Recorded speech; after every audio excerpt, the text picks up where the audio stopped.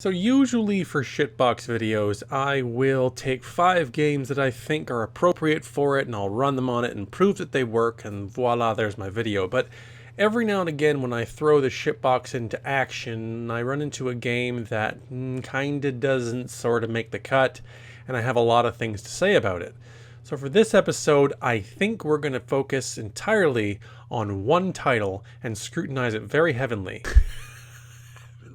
So this time we're going to take one title and scrutinize it very heavily. And that title is everyone's favorite former early access success that you know and love to be Grim Dawn. Now, if you think this game looks familiar, you might be onto something, because this was actually based on the Titan Quest engine, which was the engine used for the game of the same name released in 2006. Now, the developers of Grim Dawn licensed the use of that engine for development of this game for a sum of money that was not disclosed, and thus Grim Dawn was born. Keep that in your mind as I go on. Now, the first performance issue I ran into should be pretty obvious here if you're watching the footage. So every time I hover over an NPC, it appears that the screen disappears for a quarter to a half second and goes completely black, only to reappear shortly thereafter. This, of course, is incredibly fucking annoying, and it was pissing me off.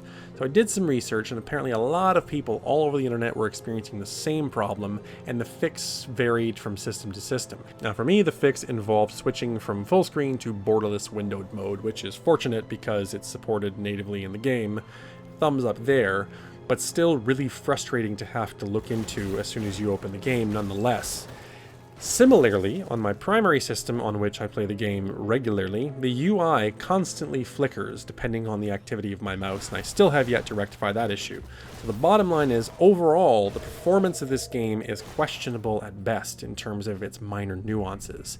Those, of course, can be very annoying, and one of the biggest complaints people have about PC gaming is that when they turn on a game, it doesn't just fucking work. So needless to say, developers will spend a lot of time ironing out the kinks of their game so that they have maximum compatibility on release. But more on that later. The second major piss-off I encountered was the incredibly high variance in frame rates between the starting town and the countryside when you were out killing shit. So, in Devil's Crossing, which is the name of the starting town, I was getting 45 to 50 frames per second, and then out in the countryside killing monsters, it went upwards of 100. And this, of course, was with everything set to low, all the dials turned down, no anti-aliasing, you guys know the drill. What's even more troubling is that this issue persisted on my main system, so it went from about 60 to 70 frames per second in the main town to my cap of 144 anywhere else, steadily, no problems. And all of this was done at 1080p, mind you. And the GTX 1080 is supposed to be a card that can destroy any game, including Rise of the Tomb Raider and Fallout 4 and GTA 5 and whatever the fuck you throw at it at 1080p without breaking a sweat, easily going into the triple digits across the board. There are very few titles that it cannot sustain 100 frames per second or more at 1080p, but a Grim Dawn apparently, in certain scenes, is one of them. Now, you might be thinking to yourself, how the fuck is this possible? Well, I opened up the CPU and GPU profiles in MSI Afterburner and ran them alongside the game, and guess what? CPU Core 1 on both the Shitbox and my primary system was maxed out at 100%, and the GPU utilization on both systems was pegged at about 65 to 70 throughout, no change, even when the frame rate would increase. Now this implies, and almost confirms, that the graphical detail inside the city is of course a little bit more daunting than the stuff outside the city, which explains why the GPU is able to sit at the same percentage of utilization and draw a bunch more stuff. But what it doesn't explain is why the CPU, under all circumstances, is still so drastically stretched no matter where you go in what should otherwise be a simple game. So it could be the age of the engine, I'm sure. It's 10 years old, and it was developed during a time when the Core 2 Duo was king and quad cores weren't even a glint in some developer's eye. But being that I am not a developer myself, I will try my best to refrain from speculation. What I can tell you as an end user is that this game is incredibly frustrating to play on lower end hardware, but I don't necessarily think it's entirely the fault of the hardware. Now, they do advertise this game as requiring a second generation Core i processor or better, and the reason for that is pretty obvious. You do need strong single-threaded performance to drive this game, but to me, that in itself is a major failing of this game. It would be different if it weren't a top-down ARPG. If this were like a third-person over-the-shoulder shoulder RPG like Skyrim or Dragon Age, I could understand why there would be problems with low-end hardware. Those kinds of games, when they are released, are designed to run on at least a mid-range system or better. They're not meant for people running on laptops or shitboxes like this. But top-down ARPGs, like Torchlight 2 and like Path of Exile, are kind of designed to run on almost anything. And my last grievance, probably related to the second one, is that frame time variance is a big problem and stuttering is an even bigger problem, especially on the lower end system. So my main rig was able to sort of deal with it. There is a bit of blipping here and there that's kind of annoying from time to time, but the higher end hardware sort of handles it and keeps it in check. Very rarely do I get pissed off to the point where I notice it, but these problems are of course exacerbated on the shitbox to the point where the game is virtually unplayable. Very disappointing, I must say. So one thing I will say for the developers is that their recommended system requirements and their minimum system requirements, for once in the history of Steam as far as I recall, are actually accurate. You should not be running this game on a Phenom 2 quad-core at 2.8 gigahertz. It just isn't quite enough. If this were a 965 Black Edition overclocked to 4 GHz, I'm sure it would be fine, but it's not. And while this typical CPU and GPU pairing is ideal for games like this, it certainly is not here. But with all that doom and gloom aside, here are my thoughts about the game itself, which I will keep brief because we're already running kind of long. Number one, the game is very good. I cannot compliment it enough. It is a classic top-down ARPG with all the good stuff you expect.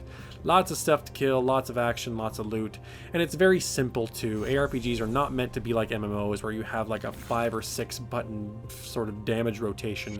It's all just left and right click for the most part, with the odd little bits of keys here and there to drink potions and activate the odd ability, at least from what I've experienced so far. One thing I will say, I wish they would do more to emphasize and encourage players to use their multi-classing system that they've implemented in character creation, because so far I've just been able to stick to Soldier and Force Wave and just blow everything up. It would be nice to see a game that takes that kind of risk and sort of encourages, if not rewards, the player for having a degree of variability in their character. But looking at all the skills, I'm just never incentivized to try something new. So maybe it's just me, maybe I'm just not imaginative enough, and I'm not good at self-limiting in games like this and making it more of a challenge for me. But I've just kind of min-maxed, and it's, as a result, been pretty easy even on Veteran. Anyway, that's not what I'm about. I'm not really much of a game reviewer, but those are just my brief thoughts on it. I would still highly recommend it if you can run it. And price-wise, you'd be pleasantly surprised to know that the game is relatively cheap. As of right now, in both the American and Canadian Steam stores, it's at $27.99 regular price, which is especially good for us up here north of the border.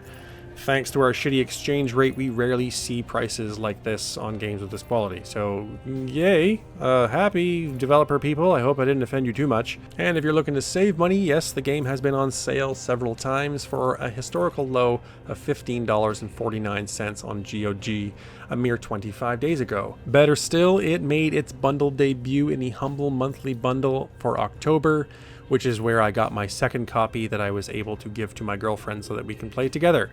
So yay for that.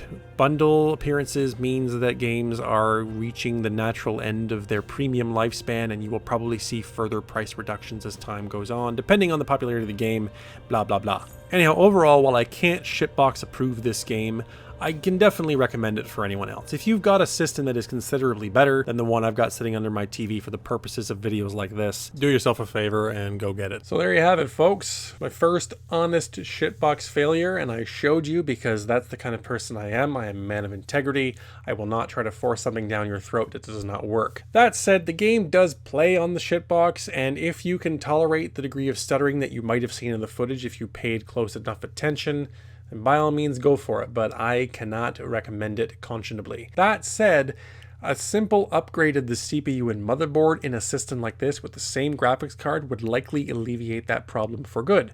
So you go from a Phenom 2 925 quad-core to something like an i5 2320 or an i5 2400, and you're probably okay, even with the same graphics card, which, as you could see, was not particularly stressed during gaming. Anyway, I'm going to try and do some more streaming this weekend, and this time Jackbox Party Pack 3 should be working because I contacted the developers and they seem to have issued a fix, so yay for that. Stay tuned. I will provide you more details on my Twitter, which you should be subscribing to, right? I only have like 5% of my subscribers on YouTube reading me on Twitter. That's not good. You need to improve that number. Anyway, thanks for watching as always. I appreciate your viewership immensely, and I'll see you next time.